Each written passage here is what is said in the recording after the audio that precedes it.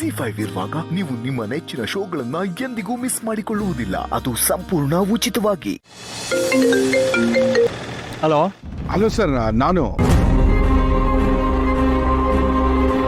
ಹೇಳಿ ಚರಣ್.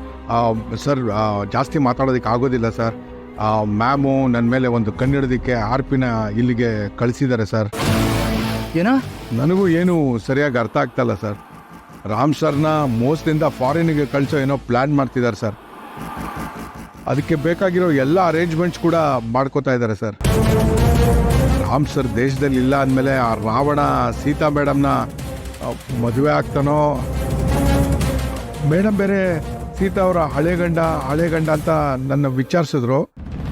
ನಾನು ಅವ್ರನ್ನ ಯಾವತ್ತೂ ನೋಡಿಲ್ಲ ಅಂತಲೇ ಅವ್ರಿಗೆ ಹೇಳಿದ್ದೀನಿ. ಅವರಿಬ್ಬರನ್ನ ನೆಮ್ಮದಿಯಾಗಿರೋಕ್ಕೆ ಇವರು ಬಿಡೋಗಿಲ್ಲ ಸರ್. ಅದಕ್ಕೆ ನಿಮಗೆ ಫೋನ್ ಮಾಡಿದ್ದೀನಿ ಸರ್. ನೀವೇ ಇನ್ನು ಅವ್ರನ್ನ ಕಾಪಾಡಬೇಕು sir, please sir. Ram sir ಜೀವನ ನೀವೇ ಕಾಪಾಡಬೇಕು sir. Hello hello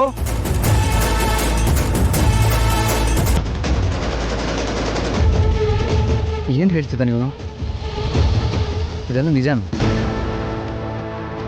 next time ನೀವು ಕಾಲ್ ಮಾಡಿದಾಗ ಕಾಲ್ ರೆಕಾರ್ಡ್ ಮಾಡಿ ರಾಮಗೆ ಕೇಳಿಸ್ಬೇಕು. ರಾಮ್ನ ಫಾರಿನ್ ಕಳಿಸೋ ಪ್ಲ್ಯಾನ್ ಮಾಡಿದ್ದಾರೆ ಚಿಕ್ಕಿ.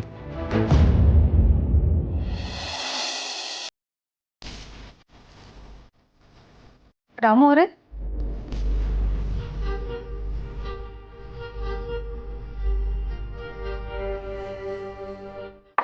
ರಾಮು ಅವರೇ,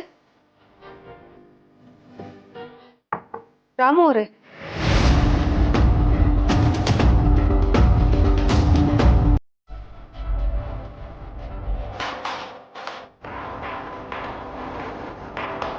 ನಿನ್ನೆ ಜೊತೆಲಿರಿ ಅಂತ ಅಷ್ಟು ಕೇಳ್ಕೊಂಡ್ರು ನಾನು ಇರಲಿಲ್ಲ ಅಂತ ನನ್ನ ಮೇಲೆ ಬೇಜಾರಾಗಿದ್ದಾರಾ?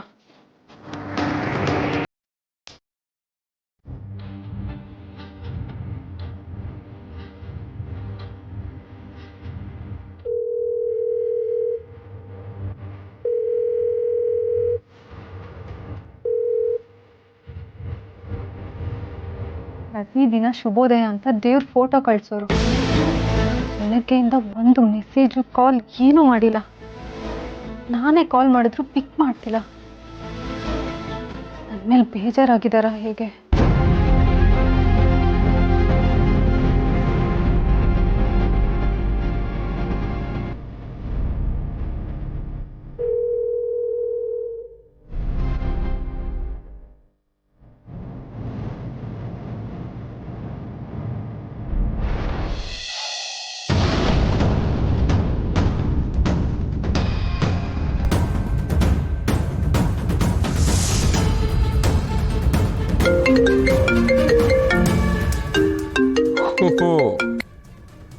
ಏನೋ ಮರಯ್ಯ, ನನಗೆ ಫೋನ್ ಮಾಡ್ಬಿಟ್ಟಿದ್ಯಾ? ಮದುವೆ ಆದಮೇಲೆ ಮತ್ತೆ ಬಿಟ್ಟಿದ್ಯಾ ಅಂದ್ಕೊಂಡಿದ್ದೆ. ನಾನಂತೂ ನಿನ್ನ ಬಗ್ಗೆ ಡೈಲಿ ಯೋಚಿಸ್ತಾನೆ ಇರ್ತೀನಿ. ನೀನೇ ನನ್ನನ್ನು ಮರ್ತಿರೋದು. ನಿನಗೆ ಫೋನ್ ಮಾಡೋಣ ಅಂತ ಅಂದ್ಕೊಂಡೆ ಕಣ, ಅಷ್ಟರಲ್ಲಿ ನೀನೇ ಫೋನ್ ಮಾಡ್ಬಿಟ್ಟೆ. ಏನು ವಿಷಯ? ಮಗ, ನಾನು ಕಾಲ್ ಮಾಡಿದ್ದು ಯಾಕೆ ಅಂತಂದರೆ, ಅದೆಲ್ಲ ಬಿಡೋ, ನನ್ನ ಮಾತು ಕೇಳಿ ಫಸ್ಟು. ತಾತ ನಿನ್ನ ಮೇಲೆ ಸಿಕ್ಕಾಬಟ್ಟೆ ಕೋಪ ಮಾಡ್ಕೊಂಡಿದ್ದಾರಪ್ಪ. ಸೂರಿನಾ? ನನಗ ಯಾಕೆ? ಮತ್ತಿನ್ನೇನು, ಡೈಲಿ ಮನೆಗೆ ಬರ್ತಿದ್ದವನು ಮದುವೆ ಆದಮೇಲೆ ಮನೆ ಕಡೆ ತಿರುಗೂ ನೋಡಲಿಲ್ಲ. ಅದಕ್ಕೆ ಸೂರಿ ಸಿಕ್ಕಾಬಟ್ಟೆ ಕೋಪ ಪಡ್ಕೊಂಡಿದ್ದಾರೆ. ಬರ್ತೀನಿ ಮಗ. ಅದೇ ಮಗ, ನಾನು ಏನು ಹೇಳಿ ಕಾಲ್ ಮಾಡಿದ್ದು ಅಂದರೆ, ವಿಷಯ ಏನಂತ ನಾನು ಹೇಳ್ತೀನಿ ಕೇಳಿ ಮರೆ. ನಾಳೆ ಕುಟುಂಬ ಸಮೇತ ಎಲ್ಲರೂ ನಮ್ಮ ಮನೆಗೆ ಬಂದುಬಿಡಿ. ಚಿಕ್ಕಿ ಅದೇನೋ ಸ್ಪೆಷಲಾಗಿ ಹೋಮ ಮಾಡಿಸ್ತಾ ಇದ್ದಾರೆ. ಓಹ್ ಸರಿ, ಬರ್ತೀವಿ. ಮಗ, ನಿಂದು ಯಾವ್ದಾದ್ರು ಬಿಸ್ನೆಸ್ ಟೂರ್ ಶೆಡ್ಯೂಲ್ ಆಗಿದೆಯಾ?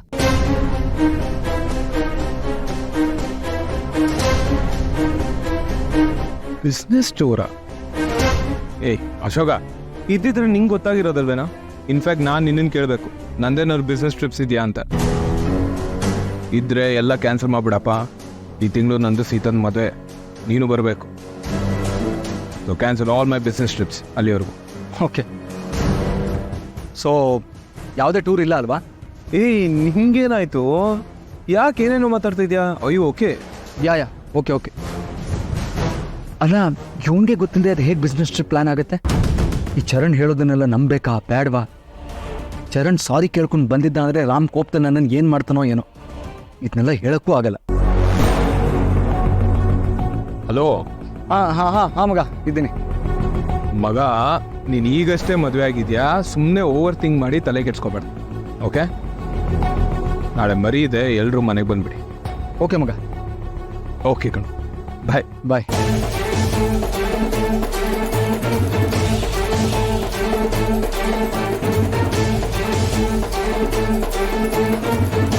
ನೀನು ಹೇಳ್ದಂಗೆ ಆರಾಮಾಗೆಲ್ಲ ಇರೋಕ್ಕಾಗಲ್ಲ ಮಗ. ನಿನಗೆ ನಾನು ಏನೂ ಆಗಕ್ಕೆ ಬಿಡಲ್ಲ. ಆದರೆ ನಿನಗೆ ಗೊತ್ತಿಲ್ಲದೆ ಏನೇನೋ ನಡೀತಿದೆ. ಏನದು? ಸಾಕ್ಷಿ, ಆಧಾರ, ಒಂದು ಕ್ಲಾರಿಟಿ ಇಲ್ಲದೆ ನನ್ನ ಕೈಲೂ ಏನೋ ನಂಬಕ್ಕಾಗ್ತಾ ಇಲ್ಲ. ನೋಡ್ದೇನೆ ಸುಲೋಚನಾ, ಶ್ರೀರಾಮ್ ದೇಸಾಯಿನೇ ನನಗೆ ಫೋನ್ ಮಾಡಿ ನಾಳೆ ಮನೇಲಿ ಹೋಮ ಇದೆ, ನೀವು ಬರಲೇಬೇಕು ಅಂದಿದ್ದಾರೆ. ನಾವೀಗ ದೇಸಾಯಿ ಮನೆತನಕ್ಕೆ ಬೀಗರು. ಇನ್ಮೇಲೆ ನೀನು ಆ ರುದ್ರ ಪ್ರತಾಪಂಗೆಲ್ಲ ಹೆದರ್ಕೋಬೇಡ. ಅಜ್ಜಿ ಸಕ್ಕರೆ ಚೂರು ಕಮ್ಮಿ. ಅಯ್ಯ, ಆ ಪ್ರತಾಪಿಗೆ ಹೆದರ್ಕೊಳ್ಳೋದ್ ಬಿಟ್ಟು ಯಾವತ್ತೋ ಆಯ್ತು. ಅಲ್ಲ ಅಜ್ಜಿ, ನೀವೇ ಹೇಳಿ, ಸೀತನ್ ಗಂಡನ್ ಡೀಟೇಲ್ಸ್ ಕೊಡು ಅಂತ ಕೇಳಿದ್ರೆ ನಾವ್ ಎಲ್ಲಿಂದ ಕೊಡೋದು? ಆ ಮನುಷ್ಯ ಯಾರು ಅಂತಾನೆ ನಮಗ್ ಗೊತ್ತಿಲ್ಲ. ಇಲ್ದಿರೋ ಮನುಷ್ಯನ ಬಗ್ಗೆ ಡೀಟೇಲ್ಸ್ ನಾವ್ ಎಲ್ಲಿಂದ ಕೊಡ್ಬೇಕು ಹೇಳಿ? ಅವ್ನು ಯಾರು ಅಂತ ನಿಮಗೇನಾದ್ರೂ ಗೊತ್ತಾ? ಅಲ್ಲಮ್ಮ ಸುಲೋಚನಾ, ಆ ದುಷ್ಟಂಗೆ ನೀವೇನು ಹೇಳಬೇಕಾಗಿಲ್ಲ, ಸರಿ. ಆದರೆ ನಾಳೆ ರಾಮ್ ಮನೆಯವರು ಸೀತನ್ ಗಂಡ ಯಾರು ಅಂತ ಕೇಳಿದ್ರೆ ಅವಾಗ ಏನು ಹೇಳ್ತೀರಾ? ಸೀತನ್ ಗಂಡ ಯಾರು ಅಂತ ಗೊತ್ತಿಲ್ಲ ಅಂತ ಹೇಳ್ತೀರಾ? ಅದನ್ನ ಅವ್ರು ನಂಬ್ತಾರಾ? ಸೀತಾ ನಮಗೆ ತಂದೆ ತಾಯಿ ಸ್ಥಾನ ಕೊಟ್ಟಿದ್ದಾಳೆ ನಿಜ, ಆದರೆ ನಾವೆಷ್ಟಾದರೂ ಪಕ್ಕದ ಮನೆಯವರು. ನೀವು ನಿಜವಾದ ಅಣ್ಣ ಅದಕ್ಕೆ. ಅವ್ರು ಏನಾದ್ರು ಪ್ರಶ್ನೆ ಕೇಳಿದ್ರೆ ನೀವು ಉತ್ತರ ಕೊಡಬೇಕಾಗತ್ತೆ. ಆವಾಗ ಹುಷಾರಾಗಿ ಯೋಚಿಸಿ ಉತ್ತರ ಕೊಡಿ. ಇಲ್ಲ ಅಂದರೆ ಒಂದು ಹೋಗಿ ಒಂದು ಎಡವಟ್ಟಾಗಬಾರ್ದು. ಇವಾಗ ಕೂಡ್ ಬಂದಿರ ಇಷ್ಟು ಒಳ್ಳೆ ಸಂಬಂಧ ಹಾಳಾಗ್ಬಾರ್ದು. ಅಯ್ಯ, ನಾನು ಆ ಸೀತಂಗ್ ಇದನ್ನೇ ಹೇಳ್ತಾ ಇದ್ದೀನಿ, ಆದ್ರೆ ಅವ್ಳು ಕ್ಯಾರೆ ಅಂತಿಲ್ಲ. ನಾನೇನ್ ಮಾಡ್ಲಿ? ಅಯ್ಯ ನೋಡಿ, ಅಂಥದ್ದೆಲ್ಲ ಏನು ಆಗಲ್ಲ. ದೊಡ್ಡ ದೊಡ್ಡ ಮನೇಲಿ ಈ ತರ ಸಣ್ಣ ಪುಟ್ಟ 100 ತರಲೆ ತಾಪತ್ರಗಳು ಇರುತ್ತವೆ. ಅದು ಅಲ್ಲದೆ ಅವರು ಮದುವೆವರೆಗೂ ಬಂದಿದ್ದಾರೆ ಅಂದ್ರೆ ಸೀತನ ಹಳೆ ಕಥೆನೆಲ್ಲ ಲೆಕ್ಕಕ್ಕೆ ಇಟ್ಟಿಲ್ಲ ಅಂತಾನೆ ಅರ್ಥ. ಈಗೇನು ದೇಸಾಯಿ ಮನೆತನದ ಮಗ ನಮ್ಮ ಹುಡುಗಿನ ಇಷ್ಟಪಟ್ಟಿದ್ದಾನೆ, ನಾವು ದೊಡ್ಡ ಮನಸ್ಸು ಮಾಡಿ ಅದನ್ನ ಒಪ್ಕೊಂಡಿದೀವಿ ಅಷ್ಟೇ. ನೋಡು, ನೀನು ನಾಳೆ ಅಲ್ಲಿಗೆ ಹೋದಾಗ ಎಡವಟ್ ಮಾಡಬೇಡ. ಅಯ್ಯೋ, ನಾನು ಯಾವ ಎಡವಟ್ಟು ಮಾಡಲ್ಲ, ಬಲವಟ್ಟು ಮಾಡಲ್ಲ. ನೀನು ಅಲ್ಲಿ ತೆಪ್ಪಗಿರು.